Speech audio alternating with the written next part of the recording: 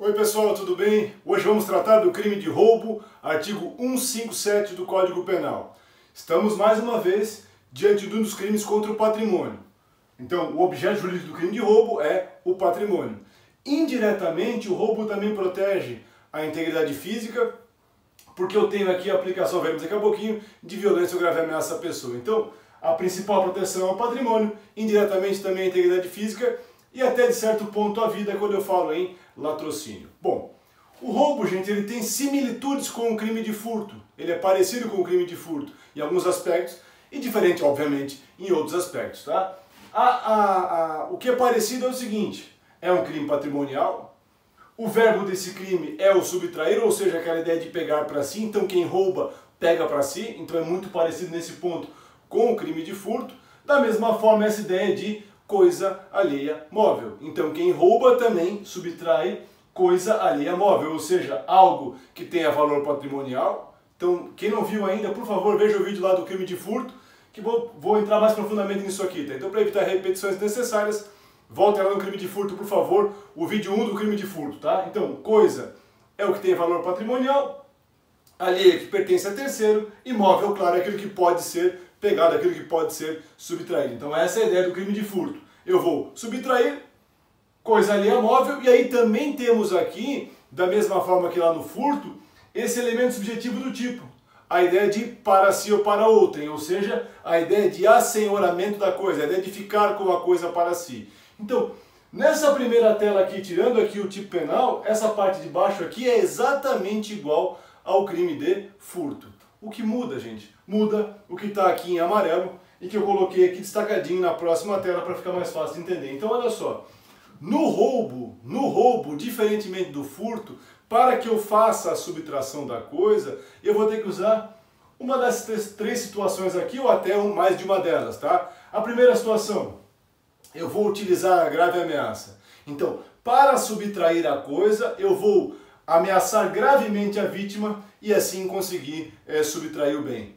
Um exemplo simples de grave ameaça é a utilização, por exemplo, de uma arma, por exemplo, de uma faca. Então são questões que levam à ideia de grave ameaça, ou até ameaçar de bater na pessoa, dependendo de quem é a vítima e de quem é o agressor. Então são situações que levam a grave ameaça. Violência contra a pessoa é efetivamente usar de força física contra a pessoa, é bater na pessoa para subtrair a coisa.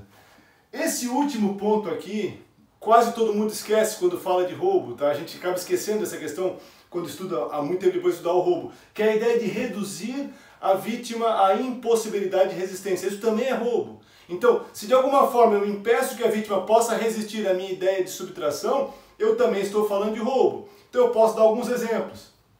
Eu algemo uma pessoa, né, simulando que farei com ela sexo, por exemplo, algemo essa pessoa, quando termino de algemar, eu vou lá, levo a carteira dela e vou embora.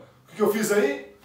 Ao algemá-la, mesmo que ela deixando, vocês entendem, eu impeço que ela consiga resistir à subtração e eu levo embora o patrimônio dela. Um outro exemplo que eu posso usar é a utilização do famoso Boa Noite Cinderela, qualquer tipo de situação que deixa a pessoa, que a pessoa durma, que a pessoa apague, e eu vou lá e subtraio os bens dela. Também entra nessa hipótese aqui. Então roubo é isso, gente. É a subtração, para si ou para outrem, de coisa alheia móvel, mediante uma dessas três situações aqui, que eu coloquei na tela para vocês, que são a grave ameaça à pessoa, a violência à pessoa, ou de alguma forma reduzir a possibilidade de defesa da vítima. Um outro detalhe interessante do crime de roubo, gente, é que nós temos o chamado roubo próprio e o chamado roubo impróprio. O roubo próprio está no caput, então o roubo próprio é o caput, ou seja, eu vou utilizar de violência ou grave ameaça para subtrair a coisa, para chegar na coisa, para pegar a coisa. Então, por exemplo, eu pego uma arma e falo assim, passa a carteira. Quando eu faço isso aí, eu estou fazendo o chamado roubo próprio, eu estou antecipando a grave ameaça à subtração. No chamado roubo impróprio, que é o artigo 157, parágrafo 1º, está para vocês aqui o parágrafo 1º, a ideia é diferente. Como assim? Eu subtraio a coisa e eu uso a violência ou a grave ameaça para garantir a subtração. Então, por exemplo, eu pego uma bolsa de uma mulher, sim, arranco da mão dela, ela não viu, eu arranquei da mão dela. Quando ela vira, fala, socorro, minha bolsa! Aí eu puxo uma arma e falo para ela assim, ó, fica quieta, a bolsa é minha. Por que eu puxei a arma para ela? Por que eu fiz essa grave ameaça? Para manter a posse da bolsa, ou seja, roubo impróprio. Então, na verdade, ambos têm a mesma pena. Então, o caput e o parágrafo primeiro têm a mesma pena exatamente. O que muda é a questão de o momento em que eu vou usar a violência ou a grave ameaça. Se primeiro eu subtraio e depois o violência ou grave ameaça, roubo próprio. Desculpem, gente, ao contrário. Se primeiro eu uso violência ou grave ameaça e depois subtraio, roubo próprio. Se eu primeiro subtraio e depois violência ou grave ameaça, roubo impróprio. Continuando aqui, gente, olha só. Quando é que consuma o crime de roubo e é possível tentativa? Vamos lá. Consuma quando? Com a inversão da posse. Então, igual o furto lá, inverteu a posse, está consumado o crime de roubo. Obviamente, né, claro, é evidente, né, que eu tenho que ter, claro, a violência, a grave ameaça, tem que ter isso aí porque faz parte do crime de roubo. Então, inverteu a ameaça, está aqui. E é possível tentativa? Sim. E aí, gente, a jurisprudência entende que só é possível tentativa no chamado roubo próprio. Não seria possível, segundo esse RESP aqui, 102.5162 do STJ, a tentativa em roubo impróprio. Então só é possível no roubo próprio quando eu ameaço a pessoa, ou exerço violência contra a pessoa, ou impossibilito que ela resista e eu não consigo subtrair a coisa por circunstâncias alheias à vontade. E aí eu teria tentativa de roubo. Então, de novo, o STJ entende que não é possível tentativa de roubo impróprio, conforme mostra esse RESP que está aí para vocês. Sujeito ativo e passivo, qualquer pessoa, não tem grandes comentários acerca disso, é claro, evidente, né? O ativo tem que ser uma pessoa maior e capaz, isso é evidente.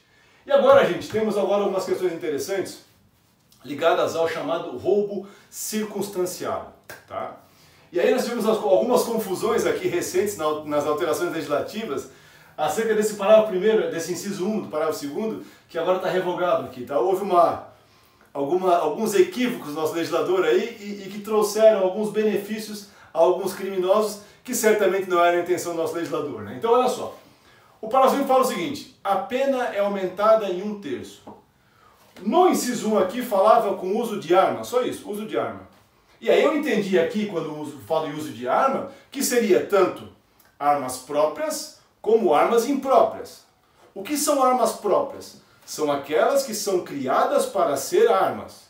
O que são armas impróprias? São aquelas que podem ser usadas como arma. Por exemplo, uma cadeira, uma garrafa, um taco de beisebol. Então são armas impróprias. E também entrava aqui, tanto fazia, arma de fogo ou armas brancas, tá? Houve essa revogação do inciso 1 aqui para incluir, gente, no nosso código, essa questão aqui do parágrafo 2º, letra A. E eles incluíram aqui com o emprego de arma de fogo, estão vendo aqui, ó? E aí, gente, ficou interessante, por quê? Porque por um período de tempo, que agora não me recordo, alguns meses, o sujeito que cometesse um crime de roubo, utilizando qualquer tipo de arma que não fosse arma de fogo, não tinha esse aumento de pena. E pior, todos aqueles que já haviam sido condenados porque utilizaram arma de fogo, a arma que não de fogo, para cometer um roubo, puderam ter a sua pena reduzida nessa questão. Por quê? Porque houve, então, a revogação de lei penal que tornava aquela questão criminosa. Isso aconteceu até que, há pouco tempo atrás, se introduziu aqui a arma branca novamente. Então são coisas que o nosso Congresso Nacional faz que a gente não entende muito como é que eles conseguem não pensar o código como um todo, né? Então o inciso 1 foi revogado.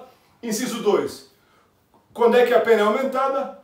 Concurso de 2 ou mais pessoas, ou seja, isso é uma questão objetiva, 2 ou mais praticaram o roubo, a pena vai ser aumentada. Tanto faz aqui no concurso, se eu sei quem é o segundo, se eu identifico ele, então basta provar que havia mais um, e também tanto faz se ele é menor ou maior de idade, não tem problema nenhum nessa questão. Inciso 3, se a vítima está no serviço de transporte de valores e o criminoso sabe dessa situação. Isso aqui vale, claro, para as pessoas que trabalham com transporte de valores e não para alguém que eventualmente está levando valores, por exemplo, a um banco. A questão é quem trabalha com isso aqui mesmo. O outro inciso, 4, é aquela mesma história do furto lá, da subtração de veículo automotor para outro país ou para outro estado. Está aqui, então, é a mesma situação, só que enquanto lá, no furto, eu tinha lá um furto qualificado, aqui eu tenho apenas uma causa de aumento de pena no que se refere ao crime de roubo. Continuando aqui, gente, olha só. Esse inciso 5 é outra das coisas que o nosso Congresso Nacional faz sem pensar muito, porque colocaram aqui a ideia de que no roubo se mantenha a pessoa com a sua liberdade restrita. Esse inciso entrou aqui, gente, pasmem, com o objetivo de tipificar o chamado sequestro relâmpago. O que é o sequestro relâmpago tradicional, aquele, né, que gerou esse nome inclusive, é quando eu pego uma pessoa, levo ela até o banco que ela tem conta, para que ela então ou me entregue a senha do cartão dela, ou ela mesma faça o saque na boca do caixa eletrônico. O problema de colocar isso aqui é que o crime de sequestro relâmpago não é roubo, ele é extorsão, do artigo 158. Então houve um equívoco de onde colocar o inciso com o objetivo de criar o sequestro relâmpago como uma situação qualificada, tá, gente? Então houve um erro tremendo aí. Mas isso aqui permanece, é utilizável quando além de fazer o crime de roubo, eu ainda mantenho por mais tempo que necessário, simplesmente para pegar, para subtrair a coisa, a vítima em meu poder. Então se eu entro numa casa, por exemplo, armado, para fazer um roubo e mantenho a família presa comigo lá por algum tempo, eu teria aqui exatamente essa questão desse aumento de pena. Inciso 6, gente, é o roubo de explosivos ou de substâncias que possam virar explosivos, tá? Isso aqui também majora a pena. E por último, aqui no parágrafo 2º, essa ideia então da violência exercida com arma branca. Então agora sim, se eu uso uma arma branca para fazer a ameaça, a minha pena será majorada. Bom, agora temos o parágrafo 2º, letra A, que vejam só, a pena não aumenta mais 1/3, ela aumenta agora em 2/3. Quando a violência é exercida com o emprego de arma de fogo, certo? Então, se eu uso uma arma de fogo para praticar o crime, eu vou ter uma pena então majorada em quê? Em 2/3. E aqui a gente vê uma questão interessante, eu já vou passar para o B aqui também, já que são parecidos. No caso do B, se essa arma é de uso restrito ou proibido, a pena vai ser em dobro, tá, gente? E o que eu falo em arma de uso restrito ou proibido? Nós temos uma lei, que é a Lei de Armas, que é a lei, o chamado Estatuto do Desarmamento, que é a Lei 10.826 de 2003. Essa lei regulamenta as armas e ela lá fala o que são armas de uso permitido, restrito ou proibido. Se encaixa aqui no restrito ou proibido, a pena vai ser em dobro, conforme está no parágrafo 2º. Mas voltando aqui à arma, gente, aí surge uma questão pra gente. E agora, se eu emprego num crime de roubo um simulacro de arma de fogo? O que é um simulacro de arma de fogo? É a chamada arma de brinquedo. Então uma arma, um revólver, por exemplo, seja uma réplica idêntica a uma arma de fogo. E a vítima, claro, não sabe que aquilo é uma réplica. Então eu vou fazer um roubo e vou usar uma arma de brinquedo que é uma réplica perfeita de uma arma de fogo. Então eu vou lá e falo para a vítima, passa a grana. E agora, nesse caso, haverá aplicação desse inciso 1 aqui ou não? Resposta, não. E por que não? Porque não é arma de fogo. Então aquela arma de brinquedo serve como grave ameaça, porém não serve como ideia aqui de majoração da pena. E a questão aqui, também que interessante, é quando eu uso, no inciso 2, que eu uso explosivos para fazer um roubo, aí eu também tenho a minha pena, o quê? Também majorada em 2/3. Estamos quase acabando, gente. Agora sim, a última questão do roubo, o chamado roubo qualificado. Temos o nosso parágrafo 3º e nós temos duas qualificadoras do roubo. A do inciso 1, quando ocorre lesão corporal de natureza grave. E quando eu falo grave aqui, leia-se grave ou gravíssima. Por que não a leve, professor? Porque a lesão leve fica absorvida pela violência do crime de roubo. Então se eu usei violência e ocorreu lesão leve, ela fica absorvida pela violência do roubo. Agora, quando resulta lesão grave, aí não. Aí eu tenho roubo qualificado, onde a pena é bem majorada, percebam isso. E aí eu tenho também, gente, a questão da morte. E aqui, gente, então o parágrafo 3º, inciso 2, tipifica o famoso crime de latrocínio. Então, o crime de latrocínio é quando eu vou subtrair alguma coisa e mato a vítima para esta subtração. E aí tanto faz se eu mato primeiro para subtrair ou se eu subtraio primeiro e depois eu mato. O que interessa é que esta morte tem que ter relação direta com a ideia de subtração. Se não tiver, eu vou ter homicídio e furto.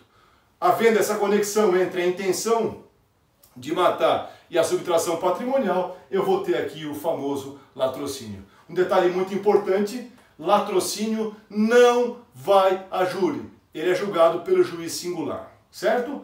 E o último ponto desse nosso vídeo de hoje, gente, da questão do latrocínio, é essa tabelinha maluca aqui a respeito do latrocínio e da sua consumação ou tentativa. Olha só, gente, percebam, o latrocínio, ele é formado, né? Ele é formado pela subtração e pela morte. Então, por isso aqui, subtração e morte configura o quê? Latrocínio. Aí eu pergunto a vocês, se a subtração foi consumada e a morte foi consumada, evidentemente, o latrocínio é consumado. Da mesma forma, se a subtração foi tentada e a morte foi tentada, é evidente que o latrocínio é tentado. O problema está onde? Nas últimas duas linhas. E aí, gente, há uma unanimidade nos tribunais superiores, a ideia de que no latrocínio o que importa é a consumação da morte. Por isso, gente, nas linhas de baixo aqui, se eu tento subtrair alguma coisa, mas mato a pessoa, eu terei latrocínio que? Consumado. De outro lado, se eu consumo a subtração, porém tento a morte, o latrocínio é tentado. Então no latrocínio interessa o quê? Interessa é a morte. Para acabar, gente, roubo é crime de ação penal pública incondicionada e não se aplica no roubo o princípio da bagatela, porque é evidente que o roubo por si só demonstra periculosidade social, então não tem aplicação do princípio da bagatela ou da insignificância. Certo, pessoal? Até o próximo vídeo. Um grande abraço a todos!